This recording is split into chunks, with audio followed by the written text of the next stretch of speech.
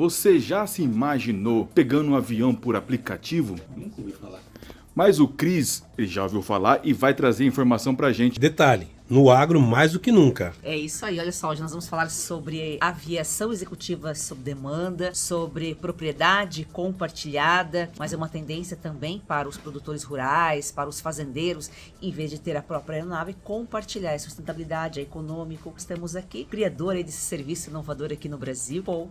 Vamos lá falar com o Paul então. Você já voou de jatinho? Não, ainda não. É isso que justamente me perturbou mais de 8 anos atrás, quando a gente criou nosso serviço. Então, o que nós fazemos? Abrimos, através de uma única plataforma de gestão e tecnologia, acesso a serviços de fretamento, gestão e propriedade compartilhada. Basicamente, é isso. Assista agora A Força do Agro com Joyce Maffezoli. Seja muito bem-vindo, seguidor de Oeste, empresa de aviação executiva sob demanda, segue em crescimento. Nós já vamos entender o que é isso, como funciona. Paul Malik é presidente da Flapper, seja muito bem-vindo, um prazer recebê-lo.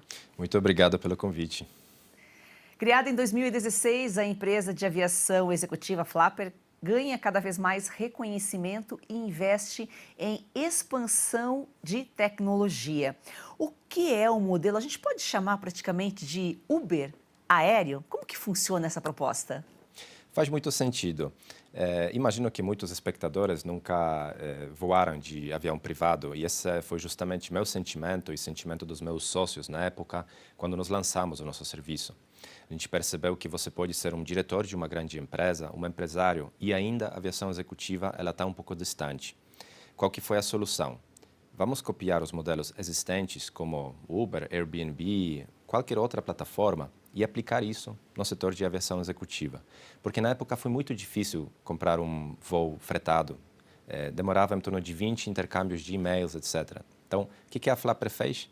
Nós democratizamos acesso à aviação executiva. Então, hoje, através de um aplicativo, em alguns cliques, você pode acessar uma gama de serviços entre fretamento, compra de um voo regular para Angra ou até gestão de aeronaves. Vocês estão no Brasil todo?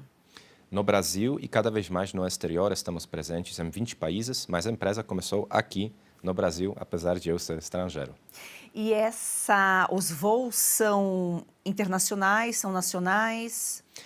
É uma boa mistura. Em torno de 50% dos nossos voos são voos do Brasil internos e outros 50% voos internacionais, principalmente voos do Brasil para Argentina, Europa, Estados Unidos e muitos clientes do Brasil indo para o exterior e voando na Europa, voando nos Estados Unidos. A aviação executiva é isso, é um serviço que conecta qualquer ponto do mundo com outro destino.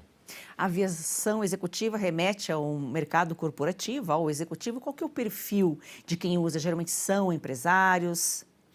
São pessoas que, por um lado, possuem e empresas poder aquisitivo, por outro lado, precisam, por uma razão ou outra, usar esse serviço. Porque, principalmente, e essas são as duas razões, eles têm um destino ou lugar fora do alcance de aviação comercial e, segundo, eles querem ganhar tempo.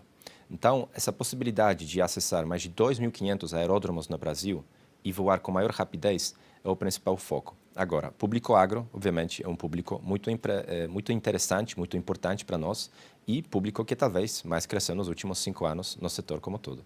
E essa é uma tendência, o compartilhamento de aeronaves. Hoje, por exemplo, o empresário, o fazendeiro, muito fazendeiro ainda tem a própria aeronave, mas hoje não precisa ter, né? Pode, por exemplo, contratar o seu serviço, ele pode até, inclusive, comprar, adquirir uma aeronave em parceria com outros empresários, outros fazendeiros, e você faz a administração, você tem a manutenção, você tem a equipe, a tripulação. Exatamente. As tendências de, primeiro, sob demanda e, segundo, economia compartilhada, veio para ficar. Ou seja, anos atrás, você deve lembrar que nós pedíamos táxi na rua, levantando mão, até que surgiu o primeiro aplicativo de táxi. Inclusive, eu era sócio desse aplicativo. E hoje, a Flapper é basicamente isso. Nós estamos viabilizando o consumo de serviço, que é um serviço de luxo, de uma forma muito mais fácil. Compartilhamento de aeronaves é a tendência mais forte que existe no mercado. 2024, esse subsetor cresceu 12,5% no mundo inteiro. E a gente percebe que quem possui hoje aeronave pode possuir 2, desde que ele compra uma cota. Porque um fazendeiro, principalmente, vai usar uma aeronave para atender suas plantações, suas necessidades de viajar de negócios na região, mas também ele vai viajar para São Paulo, vai viajar para Rio, e aí é uma outra categoria de aeronave que talvez ele precisa.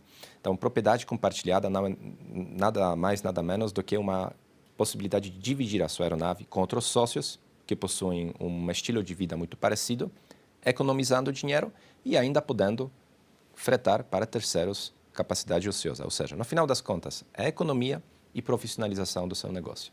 E esse modelo de compartilhamento, a gente está falando aqui da aviação, mas também inclui barcos, apartamentos.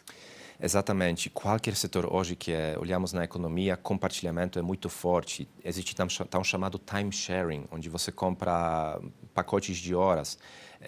Minha opinião é que cada vez menos faz sentido você ser dono de um ativo de luxo, porque no momento que você começa a compartilhar, você pode ser sócio ou cotista de vários ativos. Então, seja para barco, seja para apartamento, seja para carro de luxo e, finalmente, avião ou helicóptero, propriedade compartilhada é a tendência mais forte no mercado e, de acordo com os dados que vemos de número de voos, é o que de fato está começando a dominar o mercado de aviação executiva. Você oferece um serviço de luxo, tem a comunidade, por exemplo, se um empresário quiser viajar daqui a 1 hora, 2 horas, você consegue providenciar um voo, provavelmente, para ele. Os preços são acessíveis, porque a gente está falando de um público que já está acostumado a voar, a diferença aí que é um serviço mais personalizado e não comercial. Tem muita diferença de um para outro diante do serviço que você acaba prestando? Eu sempre digo que nós somos um setor de ultraluxo. Luxo seria um hotel de 5 estrelas. Ultraluxo seria um quarto presidencial nesse hotel de 5 estrelas. Consequentemente, a aviação executiva, talvez ela sempre vai ser muito cara. Mas as soluções como a nossa, elas viabilizam acesso a esse serviço. E se você comprasse, por exemplo, um voo que volta vazio, ou vai vazio, que a gente chama de empty leg, você pode literalmente voar de jatinho pagando R$2.500, R$3.000 por pessoa. Ou seja, hoje, de última hora, a gente paga isso na aviação comercial. Um voo São Paulo-Rio, se ele fosse fretado, já estamos falando de mais de R$40.000, ou seja, é um serviço caro. E dependendo do número de horas que você precisa voar por mês, os custos aumentam. Por isso que tem que compartilhar, porque você pode diminuir seus custos por mais de 60%, 80%, desde que você está disposto a dividir essa aeronave com outros sócios. Ou seja, não é tão barato assim, mas com certeza nosso papel aqui de democratizar acesso, ele é válido e aumentamos o tamanho desse mercado. E que tipo de aeronaves são elas? Na aviação executiva, a gente usa o termo jatinho. Jatinho é nada mais, nada menos do que um jato menor. Ele é mais ágil, ele consegue acessar mais aeroportos, e é uma máquina ideal para chegar nesses aeroportos com pista mais curta. A aviação executiva, cada ano, viabiliza acesso a mais ou menos 1.100 aeroportos, enquanto a aviação comercial tem pouco menos do que 130 conexões. Então, é uma grande diferença. Obviamente, tem outras máquinas. Os fazendeiros preferem aviões a turbohélice, porque eles podem pousar nas pistas não pavimentadas. Tradicionalmente, era o modelo King Air. Cada vez mais, estamos vendo modelos monomotores, super seguros, mais simples para operar. Então, também é uma tendência que o fazendeiro ele está cada vez mais aberto a modelos super inovadores, de alto padrão, e modelos que, de repente, 20 anos atrás, não estavam na lista de desejos dele. Entram os helicópteros também aí? Exatamente. Helicóptero, tradicionalmente, era um Robinson. Hoje, cada vez mais, o fazendeiro compra um helicóptero monoturbina, que voa mais longe, mais rápido, consegue até carregar mais carga e, de novo, frequentemente, compartilhando com outros sócios. E em relação à segurança do passageiro de um serviço assim tão inovador ainda? Se a gente olha o subsegmento de táxi aéreo, ele é quase tão seguro como a aviação comercial, porque são 2 pilotos, os 2 passam por um treinamento anual e mais do que isso, manutenção, ela segue requerimentos muito exigentes da ANAC, e a ANAC, aliás, está fazendo, dentro de todas as associações globais de aviação civil, um excelente trabalho. Frequentemente estamos ouvindo de acidentes, geralmente são acidentes de aviões privados, mas, de novo, se você tem um avião que está com manutenção em dia, com pilotos bem treinados, com sistemas atualizados e possui essa mentalidade, cultura na sua empresa de avaliar rota, não exagerar em quanto tempo, nada mal deveria acontecer e ainda a sua chance de ter acidente na aviação é menor do que de carro, ou seja, continua sendo um setor super seguro. Sua audiência é muito importante para mantermos nossa programação. Vamos a um rápido intervalo e já voltamos. A grande maioria dos veículos de comunicação sempre dependeu de verbas públicas e privadas para sobreviver. Nos últimos anos, vem migrando para as chamadas Big Techs a propaganda de empresas privadas, que antes disputavam espaços nas páginas de jornais e alguns segundos nos intervalos comerciais da televisão. Com a perda progressiva desses anunciantes, a mídia passou a depender cada vez mais das verbas públicas, consumidas em peças publicitárias que louvam empresas estatais ou reiteram promessas feitas por ministérios. Um lembrete essencial. Todo esse dinheiro vem dos impostos pagos pelos brasileiros. E quem paga essa conta é você. Quando um governo garante a sobrevivência de um jornal, uma emissora de televisão, um site ou uma revista, é claro que espera algum tipo de retribuição. Não existe almoço grátis. É por isso que precisamos da sua assinatura. Assine a Oeste hoje mesmo. É daquele banco. Peraí, a proposta parece boa. Ah, é? Então pergunta para ela se você pode participar das decisões do banco. Moça! E pergunta se o lucro do banco retorna para você no final do ano. E pergunta também se no banco seu contato é direto com o gerente. Só um minutinho. Coopera, né, Mário Jorge? A Cocred tem tudo que um banco tem, mas com taxas mais justas e uma forma mais sustentável de atuar. Mais um que tem conta na Cocred?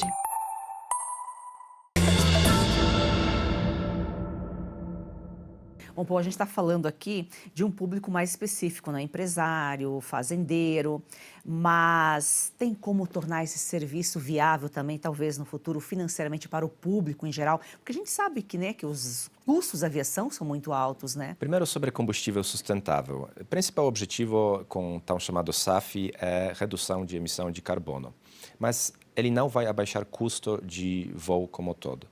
É uma exigência já na Europa, essa tendência está vindo para o Brasil. A gente percebe que o Brasil pode se tornar líder mundial em produção de SAF através de etanol. Isso a gente sabe que vai acontecer mais cedo ou mais tarde. Mas é um custo adicional para o passageiro final, ou seja, acreditamos que em 20 anos todos nós vamos voar, seja de aviação comercial, seja de um avião privado, por um valor muito mais alto por causa da SAF. Mas é necessário, precisamos tomar cuidado do nosso planeta. Mas outra tendência que está chegando em paralelo, que já estamos vendo no Brasil, no setor de carros, onde 10% de todos os carros vendidos no último trimestre no Brasil já foram chineses e maioria elétricos. É eletrificação de aviação. Ela não vai acontecer para aviões de alcance médio ou alcance ultralongo, mas principalmente no setor de tão chamados eVTOLs, ou seja, aeronaves de decolagem e pouso vertical elétricas. Elas vão prometer alcance de até 1 hora e é uma excelente escolha para, seja transfer de aeroporto e para, principalmente, fazendeiro, sobrevoo de fazenda, ir de um lugar para outro, fazendo esses trechos rápidos. Tendência que nos próximos 2 anos está chegando no Brasil. Nós somos uma das empresas que está muito proativamente envolvida e vamos ver. Tudo aponta que vai ser um grande setor. Nós estamos falando sobre propriedade compartilhada, inclusive a Flapper, ela é uma plataforma, ela administra esses voos, né? Vocês têm 3, 4 aeronaves próprias. E quantas aeronaves hoje estão sob administração de vocês? Sob administração são em torno de 10, mas mais de 2.600 cadastrados na plataforma para aluguel de terceiros, porque muitos sócios da Flapper são também donos de avião e disponibilizam para aluguel. Então, nosso objetivo é ser uma plataforma sem ativo próprio e puramente agregar tudo e fazer a administração de ativo para o cliente final. E quais são os desafios aí regulatórios para implementar o serviço nas cidades?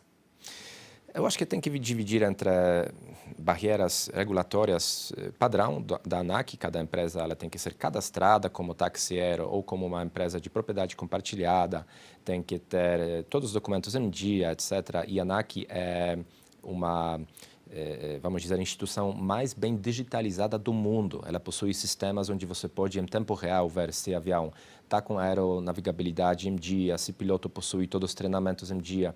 Então, isso está super bem feito. E existem outros desafios, como a própria SAF, como o uso de helipontos, como melhoria na infraestrutura brasileira de aeroportos, que está sendo implementada agora. É um pouco mais lento do que o que a gente gostaria que fosse, mas estamos numa fase de aceleração. Acho que o Brasil, mercado de aviação executiva, nunca estava com uma situação tão boa do que está agora. Era justamente sobre isso que eu ia te perguntar, sobre a infraestrutura necessária. Aqui em São Paulo, por exemplo, você tem, na grande São Paulo, cidades, aeroportos ao redor aqui da capital, que é onde vocês conseguem fazer esses pousos, essas decolagens, né? São Paulo é a cidade com o maior número de helipontos no mundo. São em torno de 30 que a gente utiliza com frequência semanal e mais de 200 disponíveis para operação de helicóptero.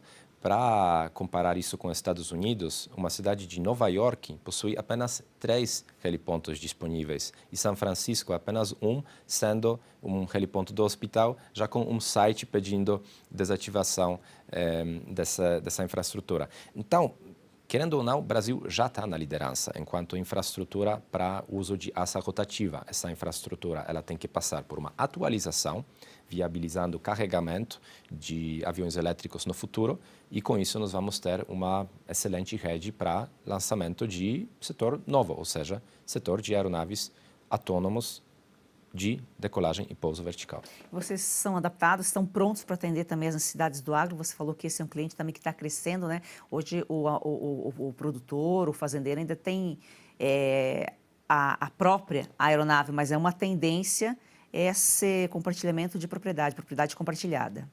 Com certeza, o perfil do fazendeiro também está mudando. Essa semana tivemos um pedido de uma pequena pista de interior, pista de fazenda, num voo de uma aeronave que custa mais de 60 milhões de dólares, cliente querendo ir para Miami. Ou seja, imagina o perfil desse fazendeiro. Então, cada vez mais nós vemos aviões mais novos, pessoas abertas à inovação, pessoas compartilhando, pessoas viajando para destinos que antigamente talvez seriam muito exóticos. E, claro, eu acho que olhando os últimos 5 anos, dividindo o mercado entre diferentes subsetores, agro é o que mais cresceu enquanto importação de aeronaves, número de voos e propriedade compartilhada também. E é um serviço que pode, inclusive, ajudar na evolução do agro, né? O Brasil passou de importador a exportador nos últimos 50 anos. A tendência é o Brasil ser o maior produtor, né? Alimentar o mundo. Além de transportar o produtor, o pesquisador, pode ser um serviço, inclusive, para atender as demandas aí do agro, né? Como insumos defensivos, numa necessidade, uma urgência. O Brasil já é o segundo maior país do mundo para a aviação agrícola e um país de um polo de testes para drones autônomos, para serviços de pulverização, carga rápida, insumos médicos, e existem em torno de 3 empresas que já fazem isso em uma grande escala. É uma tendência, é um serviço um pouco diferente do que a aviação executiva, mas com certeza aqui é um grande polo de inovação do setor agro no mundo. É um país muito bem preparado e tecnologia pode ser bastante útil para aumentar desde performance, desempenho do setor como tudo, como deixar esse fazendeiro um pouco mais, vamos dizer, robotizado e mais sob controle de que está acontecendo. Porque um grande problema hoje, qualquer setor, é mão de obra. E acredito que com a automatização podemos também ajudar um pouco com alguns processos. Eu sei isso porque eu também era fazendeiro e fazenda que na época de comunismo contratava 300 pessoas e hoje ela está em funcionamento com apenas 5 pessoas em tempo integral. Ou seja, é um grande diferencial. Nós já vamos falar sobre o povo fazendeiro, vamos pegando esse gancho, vamos a um rápido intervalo e já voltamos. Olá pessoal, olha só, não é normal sentir dor, então por isso eu gosto sempre de falar do Ora Pronobis super concentrado da Vita e Gold e temos um depoimento. Eu tenho uma vida muito corrida. Do cinema para o teatro, dos shows para os estúdios. Algum tempo atrás comecei a me sentir muito cansada. Primeiro achei que era só um mal-estar, depois vieram dores nas costas, nos braços, nas pernas. Eu estava assistindo televisão e um comercial me chamou a atenção. Era sobre um produto 100% natural. Passei a tomar o Ora Pronobis da Vita Gold antes das refeições. Logo nos primeiros dias eu senti diferença. Aquele peso nas pernas, nos braços, foi aliviando totalmente. Viu só? E não é só a vida da Lucinha que melhorou. Você que sofre com dores crônicas no corpo, tem artrite, artrose, reumatismo, fibromialgia, inflamação, desgaste nas articulações, é a famosa dor nas juntas, né? Você também pode melhorar com o suplemento Ora Pronobis super concentrado da Vita Gold. É isso mesmo, Silvio. É porque o Ora Pronobis, além de combater essas dores crônicas, aí distribuídas pelo seu corpo em poucos dias, ele auxilia combate diabetes, pressão alta, no controle do colesterol e ainda é aprovado pela Anvisa. Não tem contraindicação, é super concentrado e tem a origem garantida da sua matéria-prima. Tudo controlado desde a mudinha que é plantada, por isso que funciona de verdade. E você pode tomar na forma de cápsulas ou na forma em pó, você que decide. O importante é tomar a decisão de acabar com essas dores crônicas no corpo, aproveitar a vida. E a gente trouxe algo novo para o público do Oeste, viu, Silvio? Além do desconto, que já é super diferenciado, você ligou agora, 0800 101 1800, 70% de desconto garantido para você. Mas a gente vai te presentear ou com colágeno tipo 2, que auxilia nas suas articulações, ou a câmera Wi-Fi, que é a grande novidade, para você monitorar o que você quiser. Eu tenho uma dessa. Tem que ligar agora. Olha, maravilhosa, não é? Aproveita você também. 0800 101 1800. Você falava que você já foi fazendeiro. Na verdade, a tua família cresceu do agro, né? Hoje o teu irmão continua na Polônia, é o maior produtor, né, de ovelhas, mas conta um pouquinho da sua história. Vocês saíram de um país comunista, né, saíram do comunismo no tempo lá na Polônia, foi onde compraram terras e começaram a produzir. O que vocês produziram? Além das ovelhas, vocês também criaram gado? Meus avós eram pequenos produtores rurais. Ainda nasceram durante a guerra. Meu avô até cantava as músicas que os soldados alemãos forçavam que eles aprendam na escola. E era um período bastante duro na Polônia, passar pelo comunismo, etc. E as fazendas naquela época eram fazendas do povo, do governo. Isso trazia, por um lado, uma grande ineficiência, porque era tecnologicamente falando muito obsoleto, e por outro lado, pouca exportação. Com Polônia entrando primeiro no governo, na economia aberta, democracia, primeiro OTAN, depois União Europeia, tudo isso começou a mudar. Meus pais já eram empresários. Meu pai foi um dos primeiros empresários na Polônia, pequeno empresário, mas sim, já foi permitido você empreender. Minha mãe acabou sendo uma diretora do banco, mas esse agro estava sempre no nosso sangue. Meu irmão, ele podia ter começado estudos de informática, ele decidiu que não quer, ele quer ser fazendeiro. Então, na época, quando eu tinha 14 anos, ele estava com 18, nós compramos uma fazenda. E só conseguimos comprar porque quem a gente sabia de fato ia comprar chegou atrasado na licitação. Então, com sorte, nós de um dia para outro se tornamos de novo fazendeiros. E esse foi nosso primeiro negócio que me permitiu aprender mais ainda, aplicar já um processo tecnológico muito mais forte e, eventualmente, financiar meus estudos. Com o tempo, cheguei no Brasil, também de uma forma um pouco não planejada. Eu era já empresário no ramo de tecnologia, especialista, de fato, de tecnologia, e fui convidado para se juntar com uma empresa brasileira. Estou aqui 11 anos e é o fim. Eu acho que é um país que finalmente conseguiu me parar, meu 8º país, mas país que até agora tenho mais em comum. Mas, ou seja, foi pós-comunismo e pelo agro que a família conseguiu ter um up aí, né?